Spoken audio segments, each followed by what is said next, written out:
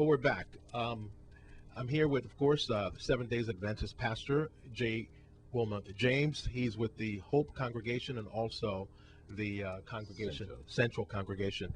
And here at Answers and Solutions, we continue the second part of the interview. Let me ask you, community, you have a large congregation, and your congregation is more like you conducted like one community. What are do you see any possibilities? You mentioned before we went to a break about hope, but you're saying the hope starts now with preserving our young people. How do you elaborate on that? Because we still see some of our young people are set in their ways too. And you see some young people now today, you talk to them or they step on your foot and you look at them to say, excuse me, and you dare don't want to say something because they challenge you.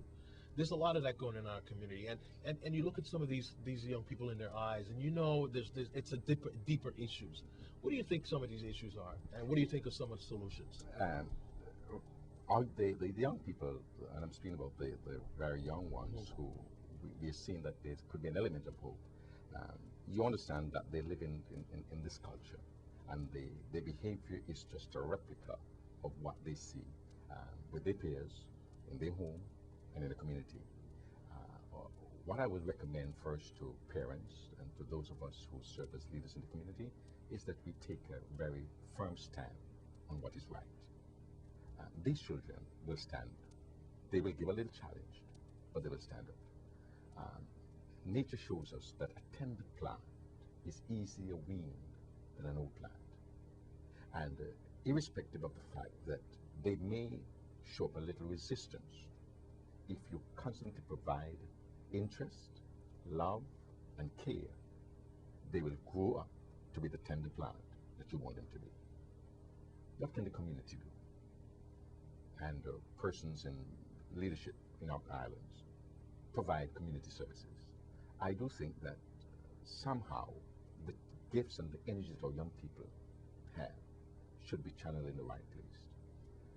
Is there a way that we can provide a community band in the various communities where they can be given the opportunity to come, and those who wish to be taught and learn music? And this has nothing to do with the school, but it has to do with the community. What about those who can offer the sport facilities? I'm not too sure how modern our sports facilities are, but in the various communities or around the projects of which they can go and organize sports, and where there is a one-off and I want to say competition between various sectors of the island that highlights into an annual event that is Virgin Island Link. I've noticed that we do have quite a number of marathons, one in here. I see more of an adult into this. What about those for the young people? What about marathons for the ages of let's say 3 to 6? I mean, making it something that is unique to the Virgin Islands, and so that these from early age they see the communities play an interest, a positive role model in their lives. What about allowing some of these icons in sports and others social issues that where they're positive come to the Virgin Islands, and they see them and interact with them by organizing? I do think that much organization within the community is needed. I know that it will require funding. I know this will require time, but I want to submit to you that we are the ones who have to do it.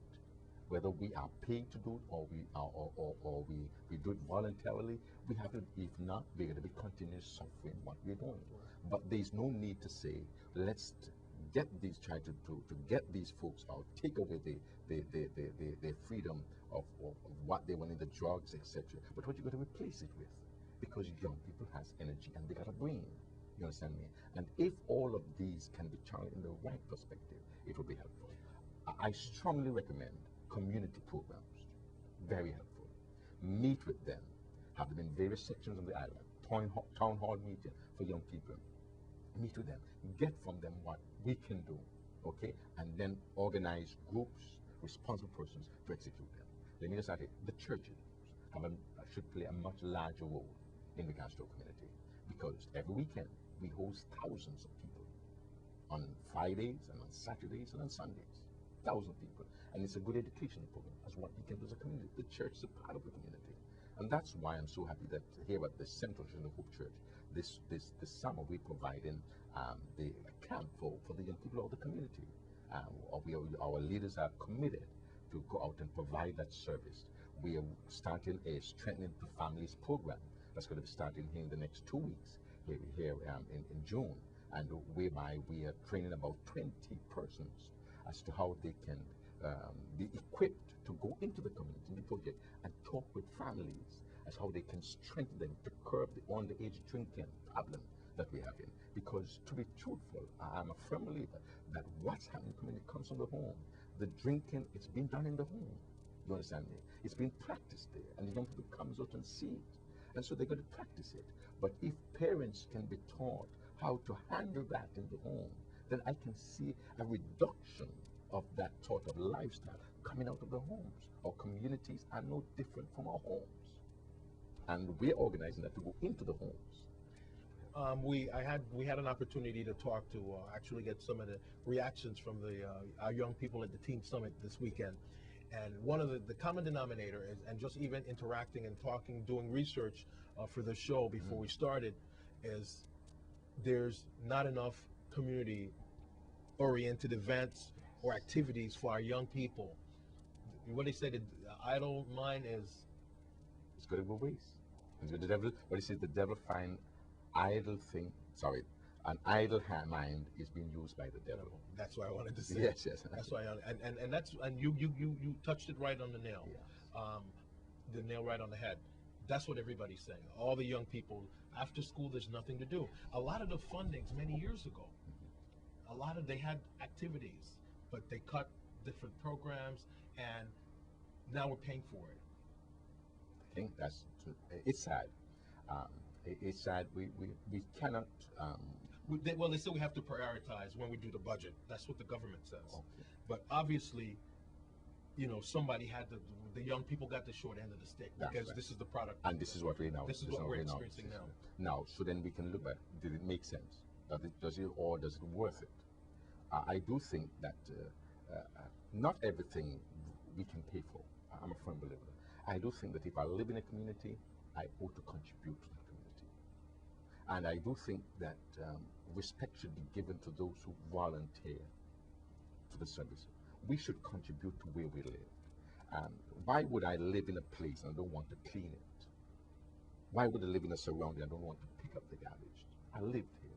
You understand me? And this is what you're talking about. Why would we live and see young people destroying their lives on drugs and illicit sex and abuse situation, and nobody does anything about it? Now, it's good to talk, and I appreciate the program that you're running here, because I do believe that by communicating, people's mind become alert and aware of what's happening, and we can make a change. But somebody has to rise up and say, this is what we're going to do. What we're doing now, as you look at it, we're trying to preserve our world, our globe. So they're passing a lot of money for ecological preservation.